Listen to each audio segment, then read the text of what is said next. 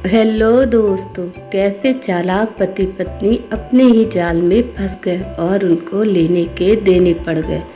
मोहनगंज में बहुत ही कंजूस पति पत्नी रहते थे। कंजूस इतने कि हर रात खाने के वक्त किसी न किसी दोस्त या रिश्तेदार के घर पहुंच जाते।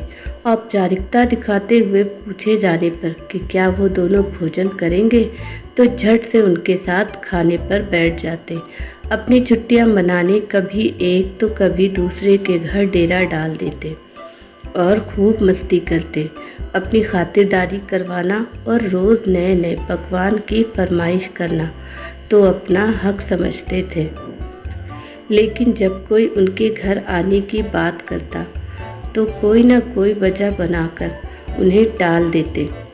एक दिन उनकी बुआ और उनका परिवार बिना बताए उनके घर पहुंच गया। काफ़ी देर तक गप्पे मारने के बाद कंजूस पति पत्नी को लगा कि अब तो रात का खाना खिलाना ही पड़ेगा, मगर उनका कंजूस मन उन्हें खर्चा करने से रोक रहा था।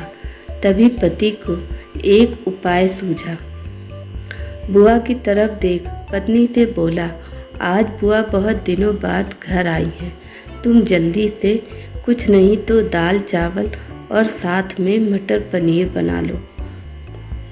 मटर पनीर का नाम सुनते ही पत्नी परेशान हो गई और बड़बड़ाते हुए बोली, जब देखो मुंह उठा चले आते हैं। अब मटर पनीर पर इतना खर्चा करो। मन ही मन बड़बड़ाती हुई पत्नी जी रसोई में जा घुसी। पीछे पीछे पतिदेव महोदय भी पहुंच गए और अपनी योजना सुनाने लगे। देखो, तुम सिर्फ दाल चावल बना लो, लेकिन इन्हें ऐसा लगना चाहिए जैसे हम इन्हें मटर पनीर खिलाना चाहते हैं।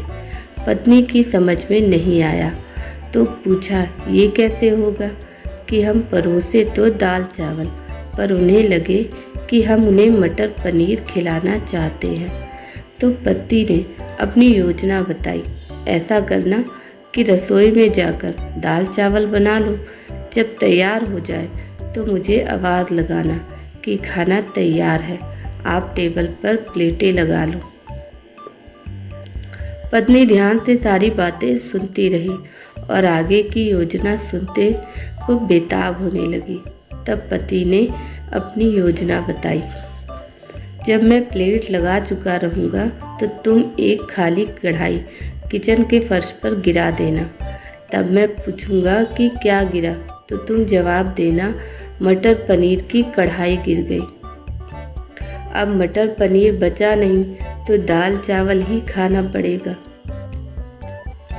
योजना अनुसार पत्नी दाल चावल बनाने लग गई और कुछ देर बाद पति को आवाज़ लगाई, खाना बन गया है, आप टेबल पर प्लेटें लगा दो। पति उठा और अलमारी से प्लेट लेकर टेबल पर लगाने लगा। तभी धड़ाम से कुछ बर्तन गिरने की आवाज़ आई। पति ने पूछा, क्या गिरा?